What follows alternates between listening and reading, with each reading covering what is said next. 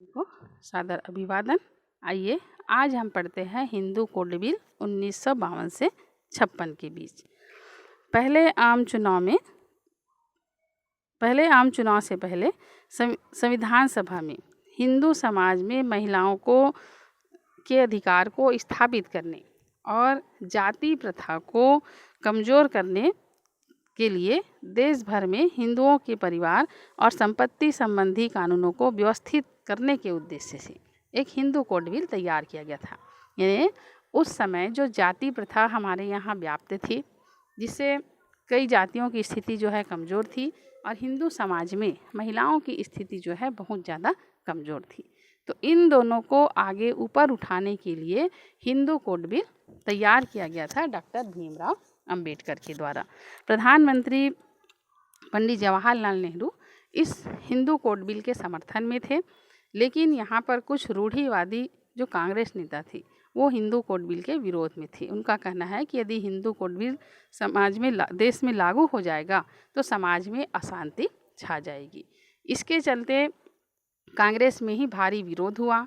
पंडित जवाहरलाल नेहरू के ऊपर भारी दबाव पड़ा और रूढ़िवादी नेताओं के चलते पंडित जवाहरलाल नेहरू ने इस हिंदू कोड बिल को लागू करने से इनकार कर दिया। उनका कहना था कि आम चुनाव हो जाए उसके बाद फिर हम हिंदू कोड बिल को लागू करेंगे।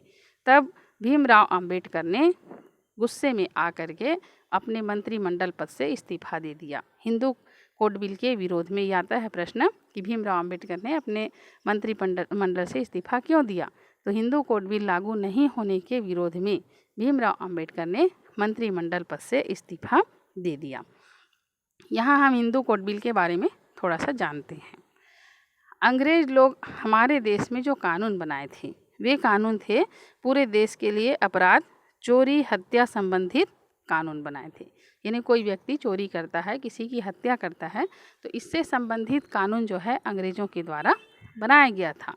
लेकिन इस कानून को कहा जाता है क्रिमिनल कोड। यानी अंग्रेज़ों के द्वारा चोरी अपराध से संबंधित केवल कानून बनाया गया था और इस कानून को कहा जाता है criminal code.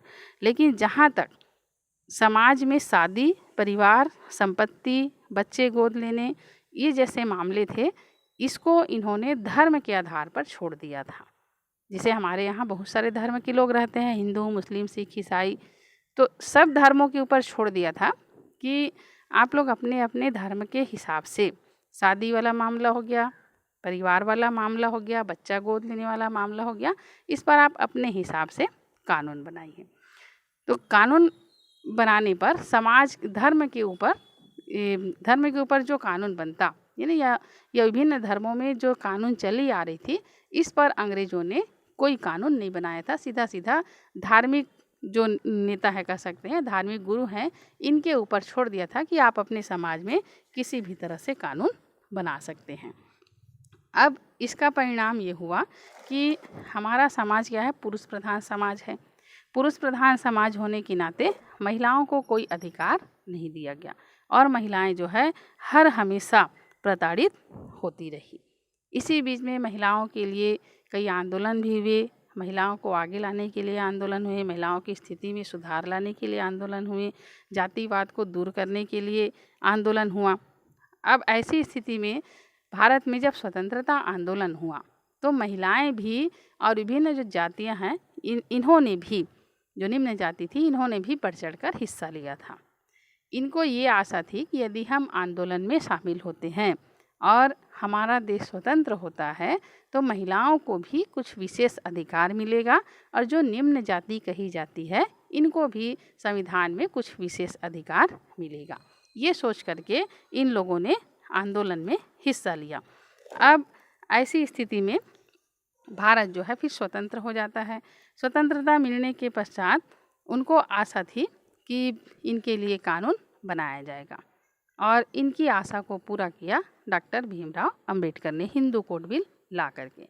Hindu code bill की जो प्रमुख खास बातें कौन कौन सी थी, तो पहला है कि अगर परिवार के मुखिया की मृत्यु बिना वसीयत बनाए हो जाती है तो उसकी संपत्ति में से उसकी पत्नी और पुत्रियों को भी पुत्रों के समान बराबर अधिकार मिलेंगे।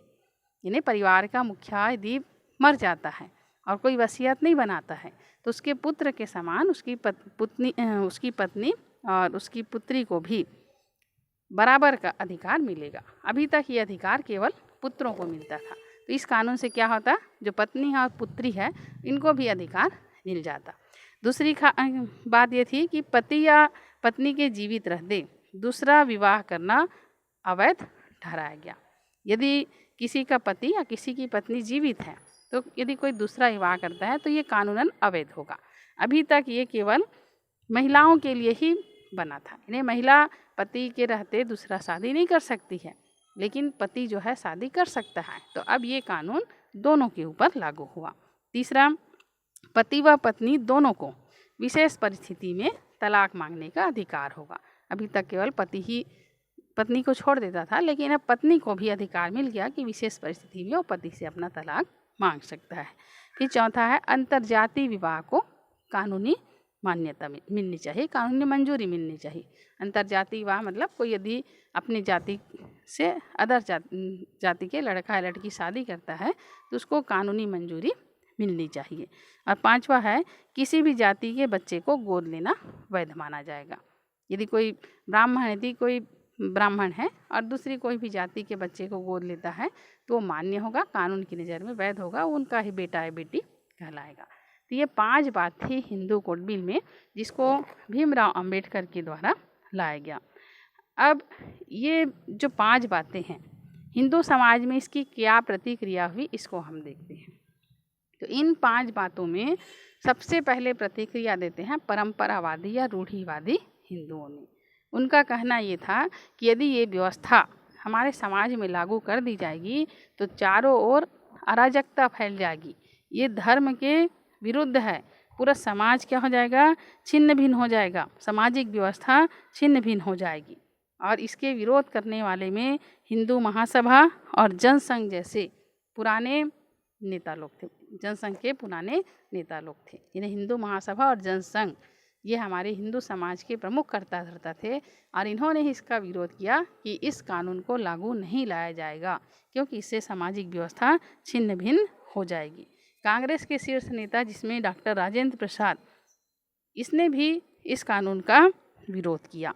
अब इनका कहना था कि यदि कानून लाया जाएगा तो समाज में न्याय और समानता के सिद्धांत को स्थापित नहीं किया जा सकता, इसलिए ये कानून नहीं लाना चाहिए। अब यह विवाद 1952 के आम चुनाव का एक प्रमुख मुद्दा बना। पंडित जवाहरलाल नेहरू ने साफ कहा था कि हम ये कानून को 1952 के जो प्रथम आम चुनाव होगा उसके बाद में लाएंगे, और भीमराव अंबेडकर जी का कहना था कि ये कानून को पहले लाना चाहिए।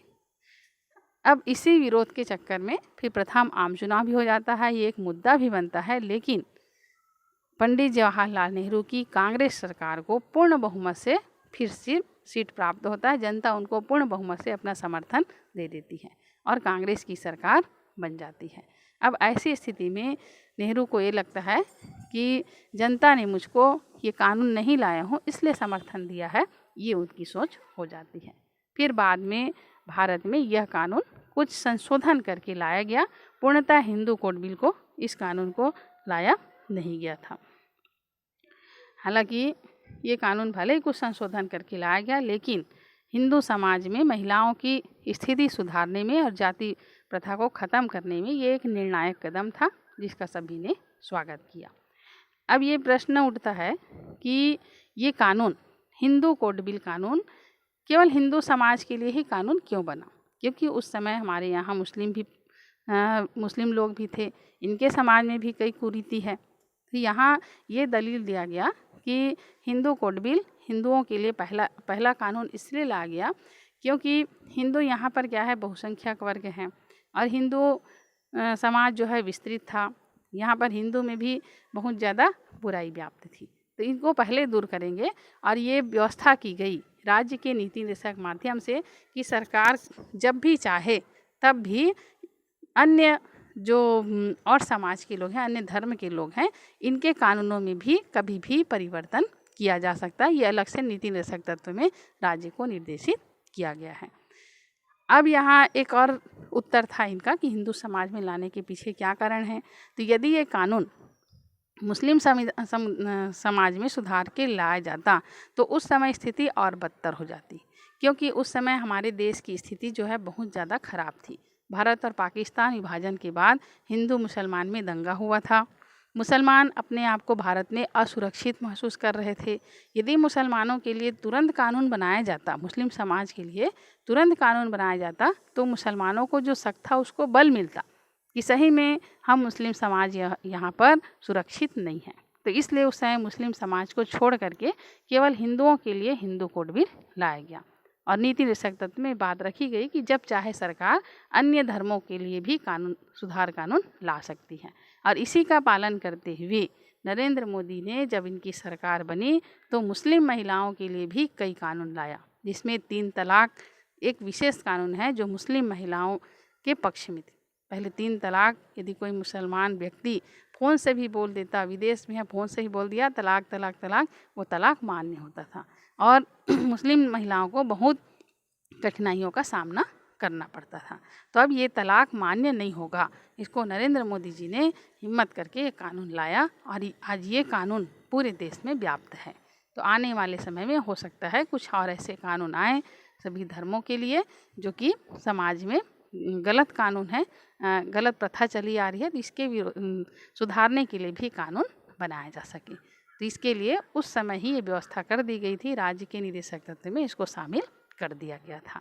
तो ये तो है हिंदू कोड मिल और हिंदू समाज में ही सर्वप्रथम ये कानून लाने का क्या रीज़न था, क्या कारण था। आज के इस वीडियो में बस इतना ही और हम कल पढ़ेंगे राज्यों के पुनर्गठन और राज्य पुनर्गठन आयोग। तब तक के लिए मुझे आज्ञा दीजिए। नमस्कार।